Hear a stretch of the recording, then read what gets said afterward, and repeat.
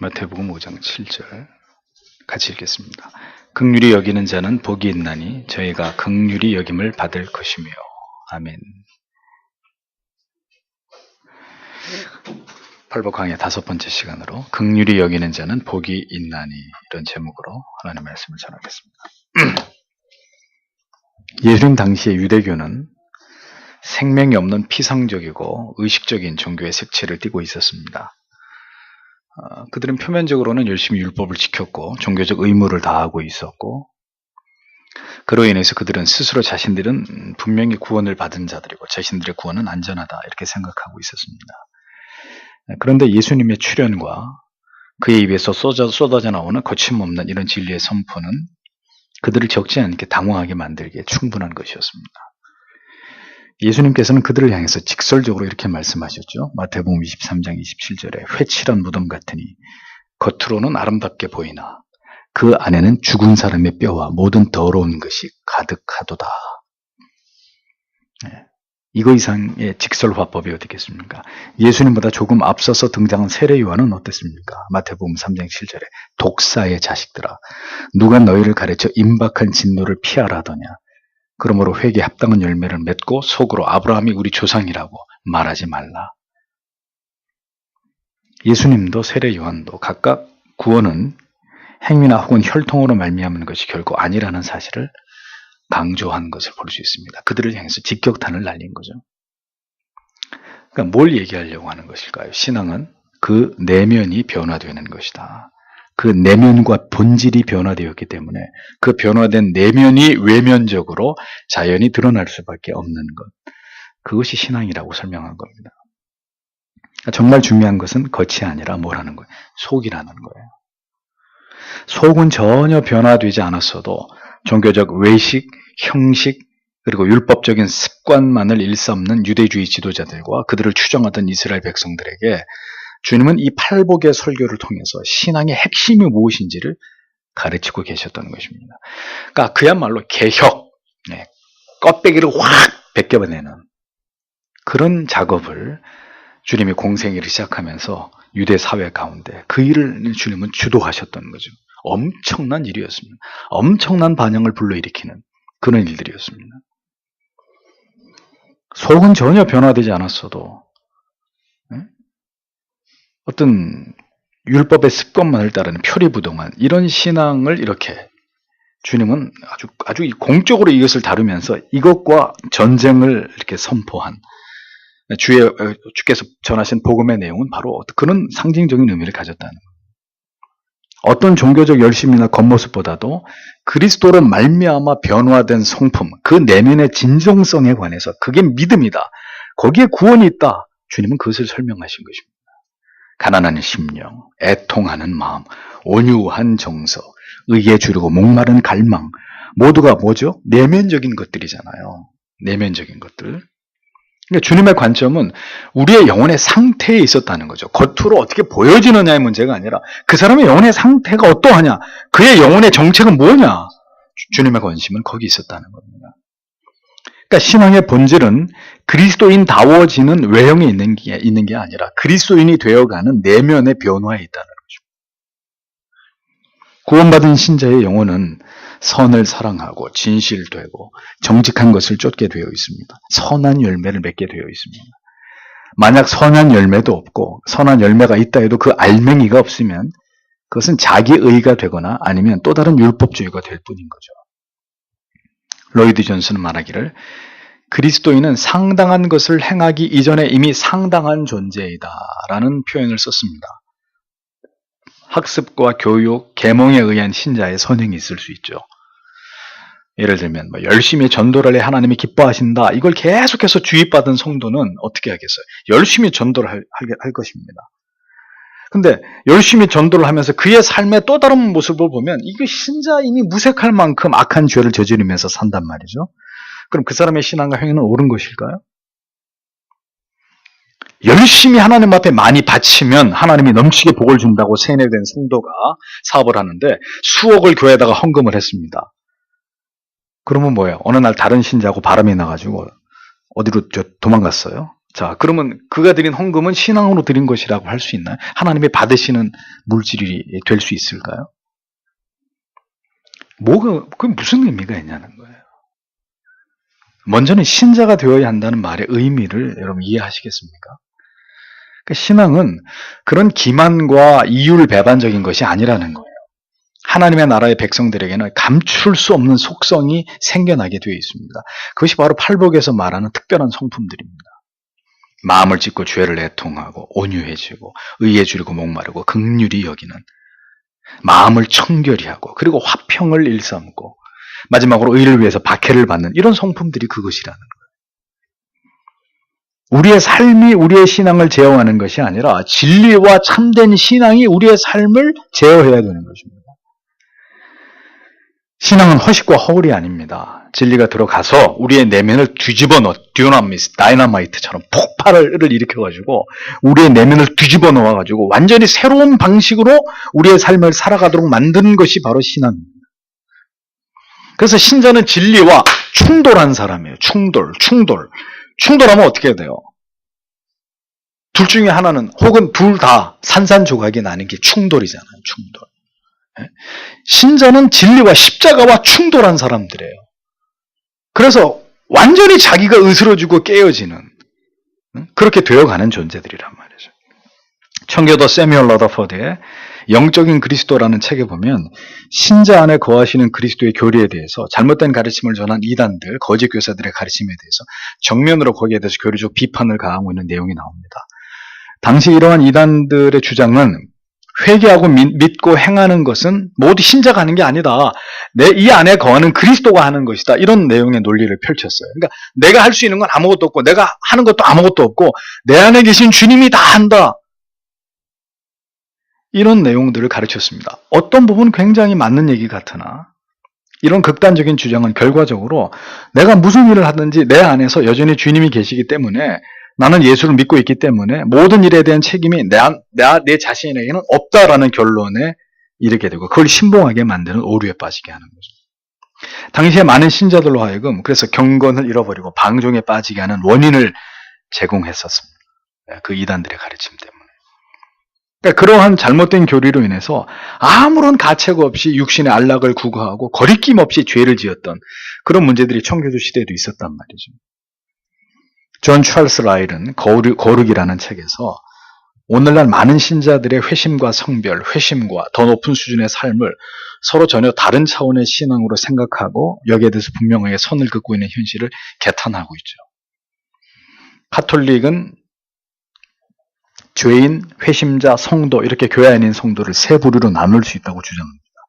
심지어 개혁파 교회 안에서도 신자를 분류하기를 회심하지 않은 자, 회심한 자, 완전한 성화의 삶을 살아가는 더 높은 수준의 영적인 삶을 살아가는 자로 셋으로 역시 나누기도 합니다. 하지만 이러한 분류는 성경에 어디에서도 찾아볼 수 없는 주장입니다. 성경은 오직 두 부류의 사람만 존재해요. 신자와 불신자, 살아있는 자와 죽은 자, 회심한 자와 회심하지 않은 자, 좁은 길로 가는 자와 넓은 길로 가는 자, 둘밖에 없어요. 회심은 했는데 여기서 믿음이 더 좋은 사람이 있고 거기서 믿음이 한참 모자라는 사람이 있고 이런 식으로 얘기하지 않는다. 기독교의 신앙은 분명한 회심을 근거로 그 중심이 그리스도로 말미암아 지배당하는 것을 기꺼이 받아들이는 자들의 거룩한 삶의 행위로 나타나는 것입니다. 이것은 어떤 종교적인 관념이나 이상이 아닙니다. 나는 기독교라는 종교를 알고 있기 때문에, 나는 이미 교회를 출석한 지 수십 년이 됐기 때문에 나는 거룩한 존재야, 나는 구원받은 존재야 라고 자기 자신을 그렇게 여기고 있는 신앙은 절대로 성경의 지지를 받을 수 있는 신앙이 아니라, 팔복 가운데 앞에 네 가지의 복이 구원받은 하나님의 자녀로서의 하나님 앞에서의 자신을 어떤 존재로 볼 것이냐라는 인식론의 문제라면, 5번부터 말씀하는 5번째 복부터 8번째까지의 복은 앞에서 말한 네 가지의 복의 열매로서 앞에 넷은 내적인 태도, 뒤에 넷은 그것이 나타난 태도와 행동을 보여주고 있는 이런 구조를 보여줍니다. 즉 우리의 심령이 가난해짐으로 우리가 영적으로 파산한 자들임을 깨닫게 될 때 우리는 기꺼이 다른 사람들을 향한 긍휼히 여기는 마음을 갖게 된다. 우리가 죄인임을 깊이 인식하고 내 자신의 죄의 문제로 인해서 애통하게 될 때 우리의 마음은 청결해질 수 있다. 이렇게 보는 거죠. 마음이 온유할 때 우리는 화평케 하는 자가 될 수 있고, 의에 줄이고 목마를 때 우리는 의를 위해서 박해를 받는 자리에까지 담대하게 나아갈 수 있다. 이렇게 보는 것입니다. 우리의 속사람, 우리의 영혼이 그리스도로 말미암아 진정으로 회심을 경험하게 될 때 우리의 삶은 이것을 숨김없이 반영하게 되고, 이는 곧 삶 속에서 고스란히 열매로 나타날 수밖에 없음을 주님은 우리에게 팔복을 통해서 분명하게 교훈하고 설명하고 계신 것이죠. 당시에 열매가 없는 허울뿐이고 말뿐인 그런 율법주의자들, 바리새인들, 유대주의자들, 그들을 향해서 바로 이 교리, 이 진리를 가지고 맹공을 퍼부은 거예요. 너희들은 신앙이 아니야. 너희들은 위선자들이다, 전부 다. 그러면 긍휼히 여긴다는 말의 의미가 뭔지를 생각해 볼 필요가 있을 것입니다. 당시 유대인들은 로마인들만큼이나 자비가 없었습니다. 그렇겠죠. 율법에 치우친 사람들이, 하나님 안에서 율법을 가장 중요하게 여기는 사람들이 무슨 사랑이 있겠어요. 구약을 딱 쪼개보면 오늘도 아브라함과 관련된 말씀을 드렸지만, 하나님은 그렇게 자기의 사랑하는 자녀들을 향해서 오래 참고 자비하시고 인자하신 하나님이신데도 성경 안에서 그 하나님의 사랑을, 아가페를 보지 못하는 사람들은 율법만 보이는 거예요. 공의만 보이는 거죠. 그러니까 로마인만큼이나 유대인들도 잔인하고 이기적이고 독선적이고 아주 비난하기를 좋아하는 그런 사람들 1세기였습니다. 당시 이스라엘을 지배하고 있던 로마는 긍휼, 자비 이런 것은 나약함의 표시로 간주했습니다. 로마의 한 철학자는 긍휼은 영혼의 병이라고까지 긍휼의 가치를 호평했었습니다. 이들은 긍휼을 철저하게 멸시했습니다. 그리스도의 도시국가 중에 용맹하기로 소문난 스파르타의 그 용맹함을 가장한 잔인함이죠. 성경적으로 볼 때 그건 선한 게 아닙니다. 그리스에서 아이가 태어나면 아버지는 파트리아 포테스타스라는 권리를 행사할 수 있었습니다. 이게 뭐냐? 아기가 태어났는데 아기가 울음소리도 우렁차고 건강해요. 그래서 그 아기를 살리고 싶으면 애 아버지가 엄지손가락을 위로 탁 이렇게 펴니다. 그러면 그 아기는 사는 거예요. 근데 아기가 태어났는데 장애를 입었거나 아기가 허약해가지고 이렇게 얘가 정상적으로 잘 잘 것 같은 이런 어떤 기미가 보이지 않으면 엄지손가락을 아래로 이렇게 내렸습니다. 그러면 그 아기는 그대로 데리고 가서 익사를 시켜버렸습니다. 콜로세움 경기장에 피에 굶주린 황제가 패배한 검투사들의 죽음을 승인할 때도 영화 보셨죠? 어떻게 합니까? 이렇게 하면은 죽이는 거고, 아니 살리는 거고, 이렇게 하면은 죽이는 거고. 로마의 사람들은 자신의 노예가 더 이상 마음에 들지 않으면 죽이거나 팔아버릴 수 있는 권리가 있었습니다. 또 원한다면 자기 아내도 죽일 수 있는 권한이 있었습니다. 그러니까 적어도 로마 사람들에게 긍휼 따위란 그들에게는 전혀 달갑지 않은 단어였단 말이죠. 하나님이 없는 곳, 그곳에는 긍휼도 존재하지 않는 거예요. 그 시대는 그랬습니다. 자, 그럼 이 시대는 어떻습니까?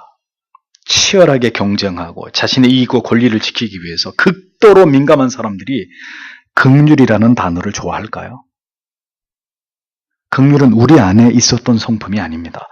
그것은 죄인된 인간들을 향하신 그리스도의 성품이었지 우리 안에 우리가 만들어낼 수 있는 성품이 아니에요. 예수께서는 언제나 병든 자들에게 손을 내어 미셨습니다. 안전병이를 일으키시고 소경의 눈을 뜨게 하시고 귀머거리를 듣게 하시고 벙어리에 혀를 풀어주시고 창녀와 세리와 방탕하고 술 취한 자들, 주님은 그런 자들을 찾으시고 그들을 감싸시고 그들을 변화시키셨습니다. 어린아이들을 품에 안으시고 사랑하셨고 언제나 외롭고 고통당하는 자들을 돌아보셨습니다. 남편을 잃고 외아들마저 잃고 그리고 난 후에 아들을 묻기 위해서 슬피 울면서 지나가는 장례 행렬을 예수님은 멈춰 세워놓고 손을 얹어서 죽은 아이를 살려내셨던 분입니다. 가는 중에 현장에서 잡혀와서 개처럼 끌려온 여인 예수님께서 어떻게 하셨습니까? 용서하셨습니다. 사람 취급도 받지 못하던 세리 창녀들, 그들과 함께 식사를 하셨던 죄인들을 향한 끝없는 사랑과 긍휼을 지니셨던 예수 그리스도셨지만 사람들은 그런 그를 긍휼히 여기지 않았습니다. 예수님은 인생들을 긍휼히 여겼지만 죄인인 악인들은 예수를 절대로 긍휼히 여기지 않았습니다. 긍휼히 여기는 이라는 형용사 헬라어 엘레아모수나 이 단어에서 긍휼히 여기다 이 말이 파생됐는데 이는 은혜를 베푸는 이라는 뜻과 자선을 행하는 라는 뜻의 단어가 이 안에 각각 포함이 되어 있습니다. 히브리어에서 이것과 유사한 단어가 바로 헤세드입니다. 자비를 베풀다, 고통당하는 자를 구해주다, 불쌍한 자들을 도와주다, 불행에 빠진 자들을 구해주다, 뭐 이런 의미들이 있습니다. 그러니까 도움이 필요한 자에게는 어떤 형태로든지 도움을 주는 행위가 바로 긍휼입니다. 긍휼히 여기는 것입니다. 예수 그리스도께서 말씀하시는 긍휼, 엘리아모수나는 긍휼이 필요하다는 것을 지식으로만 알 뿐 삶 속에서 고통당하는 자들을 향해서 어떤 긍휼도 전혀 행하지 않고 살아가는 나약한 의지 뒤에 숨어있는 이기심을 말하는 게 아닙니다. 혹은 양심의 가책을 덜고자 생색을 내는 정도로 뭔가 이렇게 기만적인 거짓으로 긍휼을 베푸는 그것도 긍휼의 축에 들어가지 못합니다. 실제적인 도움을 전혀 주지 못하면서 그저 그냥 아이고 안 됐네라고 연민의 감정만 마음만 잠시 갖는 것 그것도 긍휼이 아닙니다. 즉각 도움의 손길을 뻗는 순전하고 이타적이고 자기를 돌아보지 않는 참된 연민과 이에서 비롯된 채움의 행동을 의미하는 것이죠. 예수 그리스도는 이렇게 말씀하셨습니다. 내 나라에 들어가게 될 때 구원받은 참된 백성은 결국 자기를 위해서만 모든 것을 취하는 자들이 아니라 그들은 주는 자들이다. 불쌍한 자들을 보고 불쌍히 여길 줄 아는 자들이다. 내 나라의 백성들은 언제든지 자기의 이익만이 우선이고 다른 사람들을 결코 돌아볼 줄 모르는 그런 자들이 아니라 언제나 자기의 하던 일을 즉각 멈추고 누군가를 도와야 될 때 즉시 도울 준비가 되어 있는 그런 자들이 내 백성이다. 주님은 그들만이 복이 있는 자들이다 라고 말씀하고 계십니다. 이 시대의 신자와 교회의 문제가 무엇일까요? 진리나 교리를 그대로 받아들이지 않고 자기의 상황에 맞게 재해석하고 이것을 합리화해버리는 것입니다. 성경이 하나님의 말씀이라고 믿으면서도 성경을 말할 때 성경의 권위와 능력에 대한 신뢰와 순종을 보이지 않는 그런 시대가 되어버렸다는 거예요.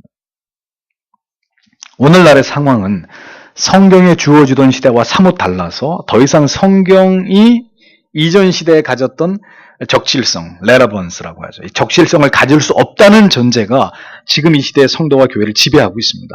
그때 이야기고 지금은 그때하고 지금 모든 상황이 달라졌는데 그러니까 성경이 모든 시대를 커버할 수 있는 모든 시대의 가장 적실한 하나님의 말씀이라는 사실을 부인해버리는 거죠. 그래서 성경을 어떻게? 마음대로 해석해요. 마음대로 예배드리고 마음대로 찬송 불러도 되고 마음대로 뭐든지 해도 된다고 생각하는 거예요. 자기의 입장과 처지에 따라서 합리화해버리고 상황에 맞게 적용해버리는 이런 신성모독적인 신앙을 서슴지 않는 이런 시대가 되어버렸습니다. 예수님이 마태복음 15장에서 이런 얘기를 들려주시죠. 부모님에게 꼭 필요한 돈을 들여서 공양을 해야 될 의무가 자식들에게 있음에도 불구하고 아까 얘기했잖아요. 그들이 고르반을 선언하는 거예요. 저는 이미 저의 모든 소유를 하나님께 드렸습니다. 그러니까 부모님께 드릴 돈은 아무것도 없습니다. 다 털어봐도 저는 드릴 게 없어요. 내 선언과 맹세를 깰 수 없습니다. 나는 하나님에 대한 도리는 할지언정 부모에 대해서는 못하는 것에 대해서 내 책임이 아닙니다. 이렇게 자기들 자신들을 합리화했단 말이에요. 이런 그들의 가증스러움에 대해서 주님은 부모를 공경하라는 하나님의 계명을 너희가 만든 전통과 바꾸어 버렸구나 라고 개탄하셨습니다. 유대인들은 이렇게 하나님의 말씀을 가지고 장난을 쳤단 말이에요. 장난을. 그게 꼭 그렇게 하라는 거냐? 그게 그런 뜻은 아니겠지. 이렇게 해도 될 거야. 이런 식으로. 철저하게 그들의 부도덕함과 비윤리적인 부분을 그런 식으로 합리화해 나갔습니다. 그러니까 지킬 만한 것은 지키고 지켜봐야 득이 될 게 없는 것은 그냥 무시하는 이런 신앙을 따라갔다는 거죠. 교회에서 우리 교회도 선교연금을 구제연금을 정해놨지만 잘 안 되는 부분이 있어요. 근데 교회에서 선교헌금 드리는 거 아무리 강조해도 지나치지 않아요. 그런데 이렇게 교회 중심으로 긍휼 사역을 펼칠 경우에는 어떤 문제가 야기될 수 있냐면은 나는 교회에서 일정 금액 구제연금을 하고 있어. 그렇기 때문에 내 삶의 현장에서 긍휼을 베풀어 줘야 될 사람들에 대해서는 우리가 깨끗하게 외면할 수 있다. 나는 교회에다 헌금했는데 그러니까 여기 어려운 사람들 그건 내 할 바가 아니야. 이런 식으로 자기 합리화할 수 있다는 거죠. 반대의 경우도 있겠죠. 나는 삶 속에서 내 나름대로 내가 아는 사람들에게 구제와 선교를 하고 있기 때문에 고정적으로 내 재정에서 지출을 하고 있기 때문에 굳이 교회에다가 선교연금, 구제연금 해야 될 필요가 없다고 생각하는 이런 어떤 경우도 있을 수 있을 것입니다. 그 다음은 이도저도 아닌 경우죠. 삶 속에서도 아무런 긍휼의 사명도 의무도 감당하지 않고 교회적으로도 그 의무를 감당하지도 않는 이런 경우가 있을 것입니다. 예수께서 말씀하시는 긍휼은 먹을 것이 없는 사람을 보면 그에게 즉시 먹을 것을 주는 거예요. 우리 교회다 연락하세요. 우리 교회 구제팀에서 저희 먹을 거 갖다 줘. 그게 아니라 굶고 있는 사람을 보면 그 즉시 주머니를 털어가지고 그 사람에게 한 끼의 밥을 먹을 수 있도록 해주는 거예요. 애고라는 사람에게 조건 없이 주는 거예요. 외로운 사람 보면 친구가 돼주는 거예요. 궁핍한 사람이 미안하거나 자존심 상하지 않도록 몰래 공급해 주는 것입니다. 왜 마태복음 6장에서 주님은 구제나 자선을 베풀 때 오른손이 하는 일을 왼손이 모르게 하라고 당부하셨습니까? 그 일은 은밀히 할 때 아름다운 일이기 때문이죠. 은밀히 할 때 하나님이 인정해 주시는 일이기 때문에 하나님께서만 영광을 받으시고 사람은 가리워짐으로 도움을 받는 사람이 불필요한 자존심의 상처를 받을 수 있게 하기 위해서.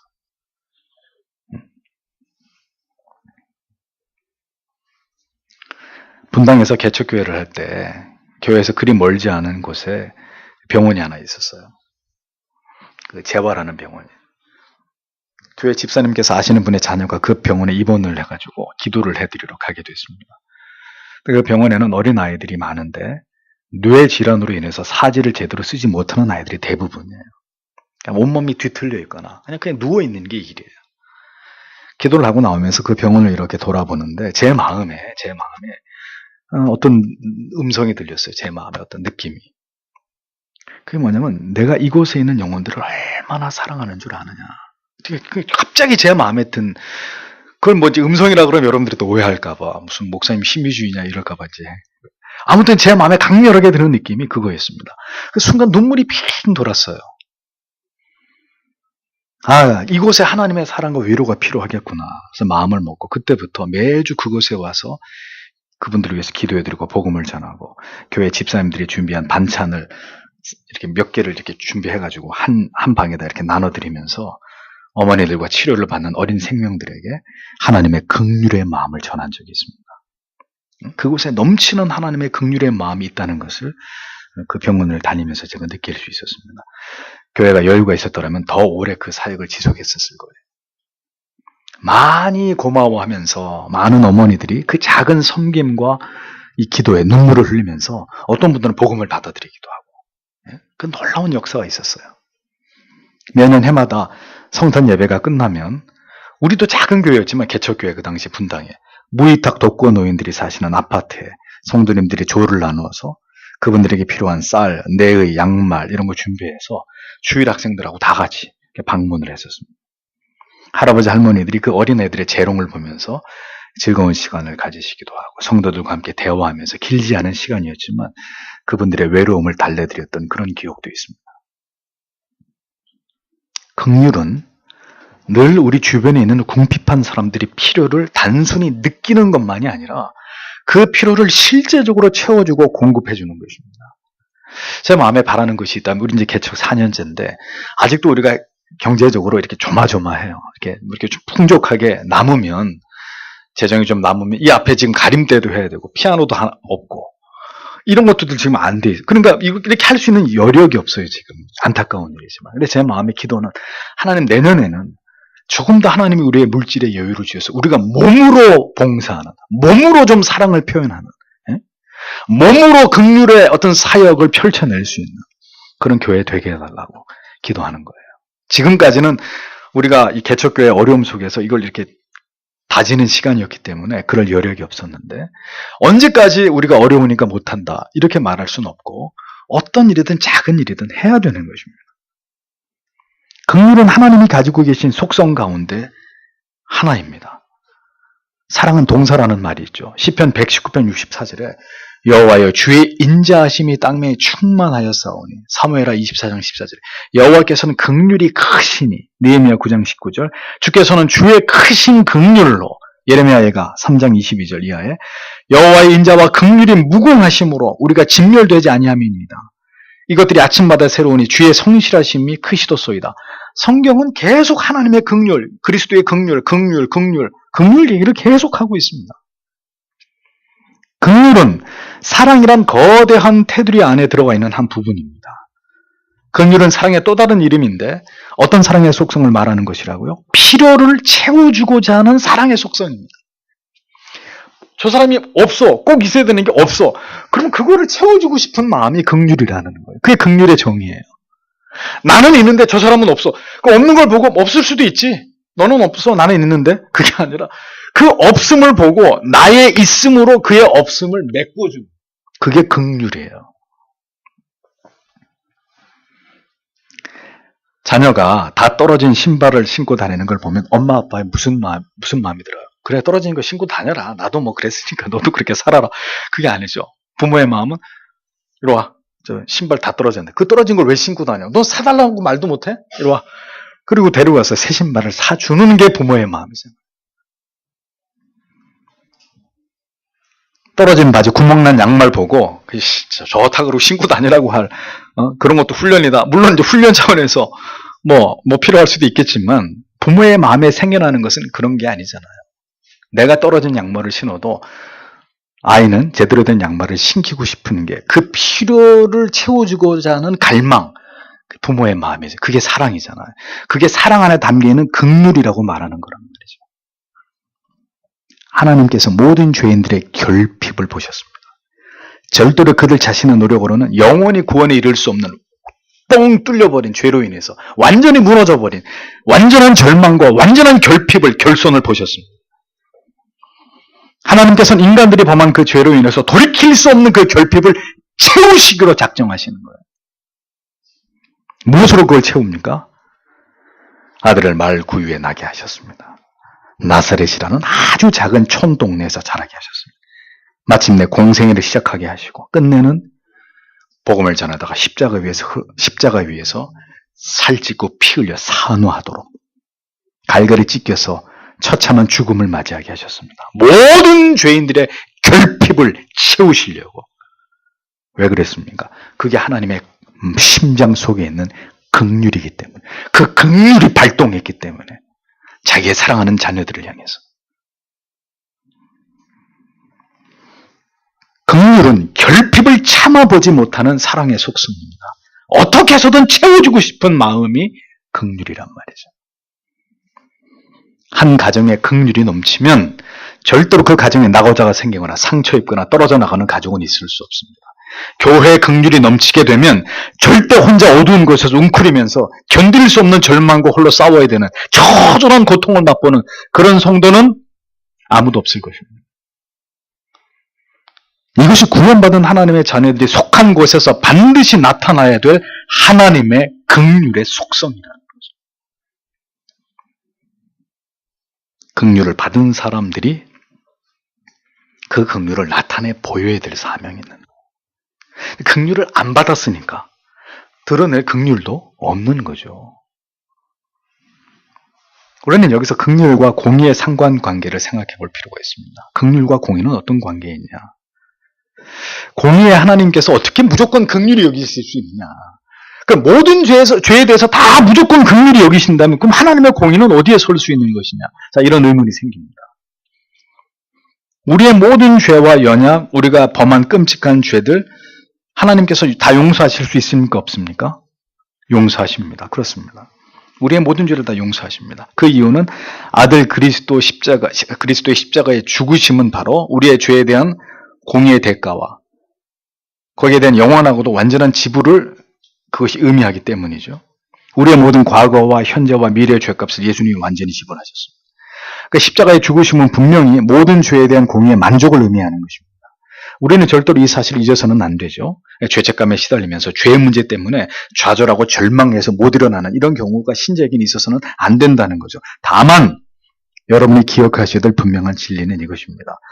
하나님께서는 모든 죄인들을 그리고 그들의 죄에 대해서 긍휼히 여기시지만 그 긍휼은 하나님의 공의 안에서 그렇게 하신다는 거예요. 이 말의 의미가 뭐냐? 시편 18편 20절에서 27절을 보면 보십시오. 여호와께서 내 의를 따라 상 주시며 내 손의 깨끗함을 따라 내게 갚으셨으니 이는 내가 여호와의 도를 지키고 악하게 내 하나님을 떠나지 아니하였으며 그 모든 규례가 내 앞에 있고 내게서 그 율례를 버리지 아니하였음이로다. 내가 또한 그 앞에서 완전하여 나의 죄악에서 스스로 지켰나니 그러므로 여호와께서 내 의를 따라 갚으시되 그의 목전에서 내 손이 깨끗한 만큼 내게 갚으셨도다. 자비로운 자에게는 주의 자비하심을 나타내시며 완전한 자에게는 주의 완전하심을 보이시며 깨끗한 자에게는 주의 깨끗하심을 보이시며 사악한 자에게는 주의 거스리심을 보이시리니 주께서는 곤고한 백성은 구원하시고 교만한 눈은 낮추시리다. 이렇게 말씀하고 있습니다. 굉장히 중요한 말씀이에요. 내 의를 따라서 내 손의 깨끗함을 따라서 내게 갚으신다고 했습니다. 자비로운 자에게, 완전한 자에게, 깨끗한 자에게 하나님은 자기의 속성을 드러내시는 하나님이라고 말씀합니다. 사악한 자에게는 하나님께서 그를 거절하심을 보이고 교만한 자는 꺾어버리시는 그런 하나님이라고 했습니다. 즉 하나님은 아무에게나 자기의 긍휼을 드러내시는 하나님이 아니라는 뜻이죠. 특별히 이미 하나님의 자녀가 된 자들에게 있어서는 더더욱 그렇습니다. 하나님께서는 삶 속에서 간절히 하나님의 긍휼을 구하는 자녀에게 긍휼을 베풉니다. 그러니까 어떤 사람이 긍휼을 받겠어요? 하나님, 저는요 이것도 못하고 저것도 못하고 제가 할 수 있는 게 아무것도 없어요. 하나님, 저는 구멍투성이에요. 저는 잘난 것도 아무것도 없고 정말 하나님이 도와주지 않으면 살아갈 수 없는, 저는 그렇게 비천한 존재에 지나지 않아요. 그러나 하나님, 저를 긍휼히 여겨주세요. 하나님의 긍휼은 그런 사람들에게 임한다는 겁니다. 죄를 범하고 하나님께 간절히 회개의 눈물을 흘리면서 용서를 구하는 자를 용서하시는 하나님이라는 거예요. 의롭게 정결하게 자신을 깨끗하게 죄를 멀리하면서 거룩과 순결의 삶을 지향하는 신자를 하나님은 친밀하게 대해주시는 아버지라는 거예요. 만약 이 사실을 전혀 알지 못하고 오늘까지 예수를 믿어왔다면 지금 여러분들의 영혼은 안 봐도 뻔해요. 심각한 결핍의 상태에 있을 것입니다. 오늘도 교회 안에서 마음대로 죄를 저지르면서 절대로 죄악을 해결하지 않는 사람들이 있을 수 있습니다. 그런데 아이러니하게도 그들조차도 긍휼을 원합니다. 야고보는 그런 자들에게 뭐라고 얘기한 줄 아세요? 야고보 2장 13절에 긍휼을 행하지 아니하는 자에게는 긍휼 없는 심판이 있으리라. 진리, 곧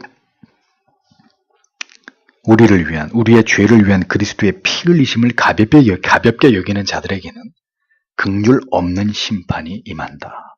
이게 성경의 가르침이에요. 따라서 우리가 앞부분에서 긍휼을 많이 얘기했지만 그럼 그 긍휼이 그냥 모든 사람들에게 하나님의 긍휼이 다 이렇게 전달되는 것이냐? 이 하나님의 공의와 긍휼의 관계를 설명하면서 그렇지 않다라고 말씀드리는 거예요. 죄를 쉽게 너무도 간단하게 지으면서도 죄의 문제에 대해서 그리스도 앞에서의 진지한 참여가 없이 담담하게 살아가고 있는 교회 안에 있는 신자들이 있다. 가능한 한 빠른 시일 내에 자기의 지은 죄에 대해서 애통할 의사가 그 사람 안에 분명하게 존재하지 않는다면 하나님은 어떤 경우에도 그를 긍휼히 여기거나 그 사람을 다시 받아주실 아무런 이유가 없습니다. 그렇게 그렇게 반드시 하셔야 될 이유가 전혀 없어요. 그런 사람은 결국 교회 안에 있는 불신자이거나 불택자일 수 있는 거죠. 여러분들이 오늘까지 혹시 예수를 믿으면서 난 한 번도 죄사함의 감격이나 기쁨을 느껴본 적이 없다. 왜 그럴까요? 여러분은 한 번도 여러분들의 지은 죄에 대해서 진지하게 회개해 본 적이 없기 때문입니다. 하나님의 긍휼하심에 대해서 왜 우리가 그토록 우리에게 어떤 느낌이 없는 줄 아십니까? 아직 한 번도 하나님의 긍휼이 무엇인지를 체험해 본 적이 없기 때문에. 아기를 낳아보지 않은 남성들은 임신의 고통이 무엇인지를 절대로 이해할 수 없듯이 하나님을 경험해 보지 못한 사람은 미안하지만 그 사람의 평생을 교회를 다녔다 할지라도 그는 결코 하나님을 아직 모르는 사람입니다. 하나님께서 긍휼히 여기심을 바라면서 그 자신 또한 긍휼을 베푸는 자라야 그에게 긍휼을 베푸시는 하나님이다. 성경은 이 원리를 분명하게 얘기하죠. 큰 실수나 악한 행동을 범하고도 자기가 뭘 잘못했는지 모르고 태어난 그런 자녀를 가만히 놔두는 부모는 없습니다. 그게 친자식이 아니면 모를까. 반드시 그 악에 대해서 어떻게 징벌할 것입니다. 하지만 아이가 아버지에게 와서 자신의 잘못을 고하고 진심으로 뉘우치면서 용서를 구할 때 아버지는 어떻게 하겠어요? 그 자녀에게 용서와 긍휼을 보일 것입니다. 잘못을 인정할 때 긍휼이 반드시 발동하듯이 잘못을 인정하지 않을 때 심판과 준엄한 응징이 있을 뿐이라는 것을 우리는 분명히 깨달아야 될 필요가 있다는 거죠. 여러분은 오늘 하나님의 긍휼을 간절히 원하고 계십니까? 정말 그렇습니까? 경건하지 못한 신자들에게 발견되는 악함이 뭐죠? 로마서 1장 29절 이하에 이렇게 열거되어 있죠. 곧 모든 불의와 추악, 탐욕, 악의가 가득한 자요. 시기, 살인, 분쟁, 사기, 악독이 가득한 자요. 수군하는 자요. 비방하는 자요. 하나님께서 미워하는 자요. 능욕하는 자요. 교만한 자요. 자랑하는 자요. 악을 도모하는 자요. 부모를 거역하는 자요. 우매한 자요. 배약하는 자요. 무정한 자요. 무자비한 자라. 여기에 지금 해당되는 신자가 계십니까? 여러분, 말씀이 두려워야 돼요. 두려워야 돼요. 그리고 진지하게 회개함으로 이런 것에서 반드시 벗어나셔야 돼요. 긍휼의 근원은 무엇입니까? 내 자신의 노력과 의지인가요? 긍휼은 앞서 주님께서 말씀하신 4가지의 복을 경험한 자의 것입니다. 긍휼은 보편적인 인간들, 죄인들 안에 존재하는 인간의 속성이 아닙니다. 이따금씩 여러분들은 친절하실 수 있습니다. 지나가는 길에 거린에게 잔돈을 던져줄 수도 있습니다. 하지만 이러한 행위를 긍휼이라고 말할 수는 없습니다. 우리가 긍휼을 베푸는 자가 되기 위해서는 도덕적인 의무의 준수나 그것에 대한 강요나 어떤 캠페인으로 되는 문제가 아니에요. 참된 긍휼은 바로 여러분이 그리스도의 긍휼을 체험함으로 얻을 수 있는 거예요. 그러니까 사랑의 그 하나님이 내게 베풀어주는 긍휼의 빚진 마음이 생길 때 하나님이 이 뻥 뚫려 있는 가슴을 그의 사랑으로 완전하게 메꾸어 주신 것을 경험할 때 그 경험은 어떤 의지를 만들어내느냐? 누군가의 영혼이 뻥 뚫려 있고 누군가의 마음이 뻥 뚫려 있을 때 나를 그렇게 메워주신 그리스도의 사랑으로 달려가서 그 사람의 그것을 메워줘야 되겠다 하는 마음으로 나타나는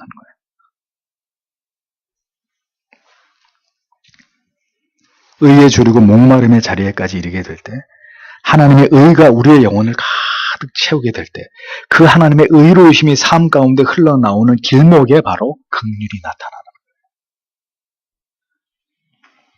거예요. 의로움을 사모하는 자들의 삶 속에서 한없이 사랑하고 섬기고 결핍을 채워주고자 하는 아름다운 성령의 열매가 맺히는 것입니다.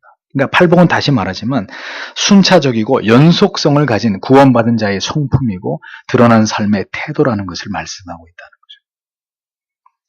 긍휼히 여긴다는 말이 무엇입니까? 마태복음 5장, 6장, 로마서 15장, 고린도서 1장, 갈라디아서 6장, 에베소서 4장, 골로새서 3장, 무수한 성경에서 이 주제를 다룹니다. 이 성경의 진리들은 우리가 긍휼히 여길 것을 우리에게 분명하게 요구하고 있습니다.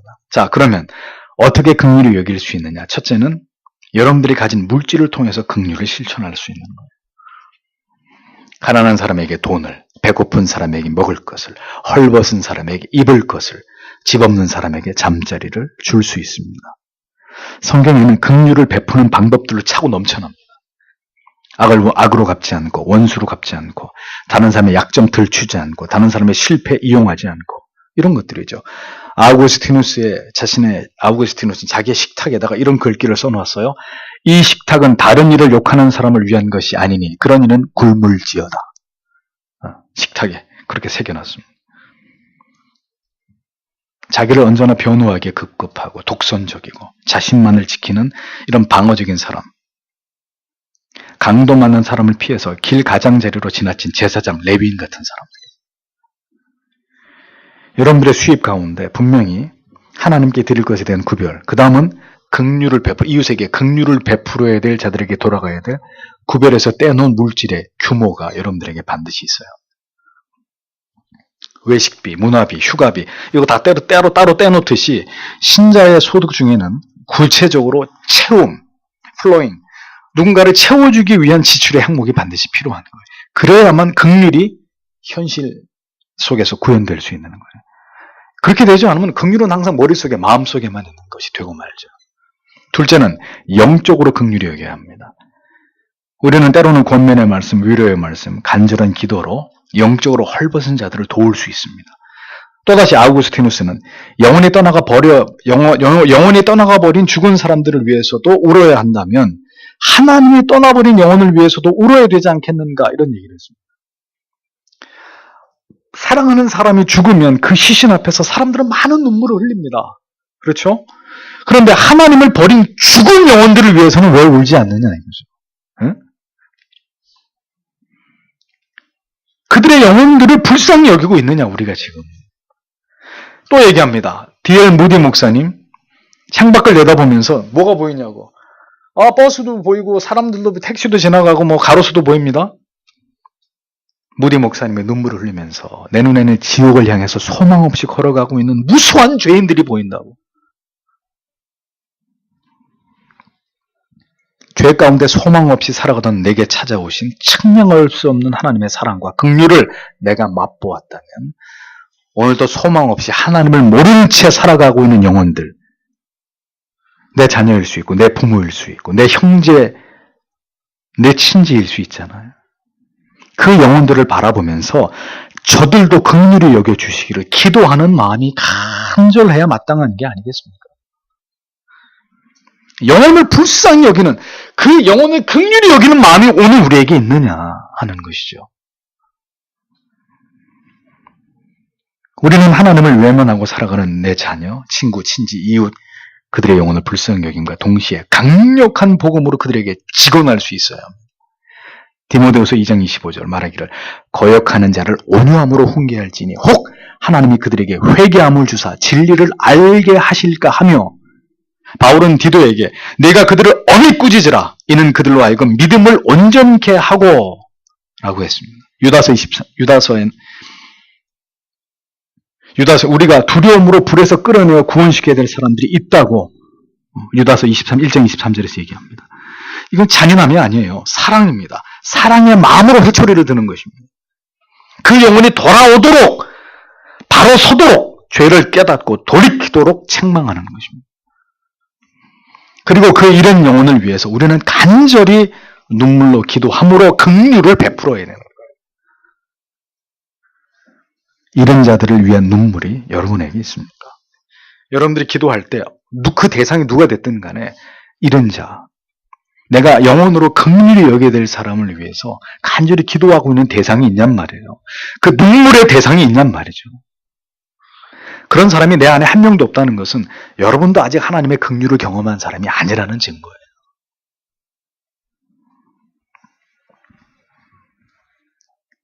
불순종의 완악한 길을 걷고 있는 신자들을 향한 간절한 도구가 있어야 되고, 하나님을 알지 못하는 가족들을 향한 탄식이 우리에게 있어야 되고, 그래 그 기도 자체가 뭐예요? 그 기도 자체가 긍휼의 덩어리인 거예요. 이런 모든 노력에 바로 우리가 실천할 수 있는 구체적인 긍휼의 내용들이에요. 그런데 성경은 얘기합니다. 그렇게 긍휼히 여기는 자는 어떻게 된다고요? 긍휼히 여김을 받는다고 말씀합니다.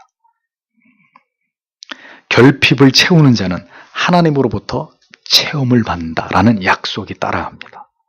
잠언 11장 24절 25절 흩어 구제하여도 더욱 부하게 되는 일이 있나니 과도히 아껴도 가난하게 될 뿐이니라. 구제를 좋아하는 자는 풍족하여질 것이요. 중요한 말씀이에요. 밑줄 쫙 그어야 돼. 구제를 좋아하는 자는 풍족하여질 것이요. 남을 윤택하게 하는 자는 자기도 윤택해지리라. 자, 이런 말씀은 이제 아멘 이렇게 이제 그죠? 잠언 14장 21절 이웃을 업신 여기는 자는 죄를 범하는 자요. 빈곤한 자를 불쌍히 여기는 자는 복이 있느니라. 긍휼히 여기는 자. 그래서 그 사람의 필요를 채워주다가 내가 구멍이 나면 걱정하지 마세요. 다른 사람의 구멍을 채워주려고 내가 구멍이 나면 그 구멍은 누가 채워줘요? 하나님이 채워주신다고 성경이 약속하고 있어요. 근데 우리는 내가 구멍이 날까봐 남 구멍을 채워줄 엄두를 못 내는 거예요. 퍼주다가 내가 거덜날까봐. 이걸 뭐라 그런다고? 걱정도 팔자다. 하늘의 법칙은 공급하는 자를 공급하신다라는 것입니다. 우리가 다른 누군가를 긍휼히 여길 때 하나님은 우리를 더 긍휼히 여기십니다. 나는 저 사람에게 긍휼을 베풀었을 뿐인데 하나님은 나에게 더 큰 긍휼을 베푸십니다. 다만 여러분들이 기억하셔야 될 진리는 남을 긍휼히 여김을 구원을 얻기 위한 방법으로 여기는 것은 중대한 오류라는 거죠. 또 여러분의 진리를 지켜서 살지 못함에 대한 보상이나 상쇄의 목적으로 베푸는 긍휼이라면 이건 또다시 하나님이 기뻐하지 않는 뇌물과 같은 것이 되는 거죠. 전에 내가 그런 분들 많이 봤어요. 자기들은 신앙생활이 엉망진창인데 죽자 살자 교도소 선교는 목숨 걸고 가는 분들 봤어요. 그 왜 가는지 모르겠어요. 제가 볼 때는. 본인이나 좀 잘하지, 본인이나. 아마 제가 볼 때는 그 의도가 그렇게 순수한 것 같지가 않아요. 그렇게 해서라도 나도 옛날에 못된 짓거리 많이 했는데 지금도 하면서 그래도 저 사람이라도 좀 불쌍히 여겨주면 좀 하나님이 그래도 좀 정상을 참작해 주지 않을까. 그런 게 어디 있어요. 그 백날 해보세요. 하나님이 기뻐하나.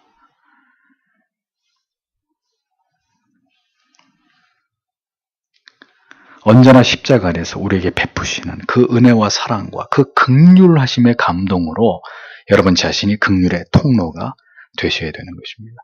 나에게서 시작하는 긍휼이 아니라 하나님에게서 십자가에서 시작되는 긍휼이어야 한다는 거죠. 그래서 나는 없어지고 그분만이 드러나시는 긍휼이어야 합니다. 죄를 지을 때마다 우리 아버지는 우리에게 긍휼을 베푸십니다. 다만 그리스도의 이름으로 속죄하면서 그 긍휼하심에 매달리는 자들에게 하나님은 여러분들의 죄를 씻으시고 그 공허하고 메마른 마음을 하나님의 긍휼로 채워주시는 분이라는 것을 절대로 잊어서는 안 되는 것이죠. 말로 다 표현할 수 없는 긍휼을 우리가 얻었기 때문에 오늘도 이름도 없이 빛도 없이 세상의 한 구석에서 조용히 긍휼을 실천하는 그런 삶을 살아가는 그에게 하나님은 약속하십니다. 오늘도 내가 그런 자를 찾아서 그에게 넘치는 긍휼로 보답할 것이다. 여러분은 이 한 해에도 많은 순간에 이 긍휼을 생각하고 긍휼을 베푸는 삶을 살아오셨습니까? 깊이 생각해 보시고 내년에 나의 삶 속에서 어떻게 이 긍휼을 실행하고 실천하고 긍휼이 있는 삶을 살 것인지를 깊이 고민해 보십시오. 기도하겠습니다.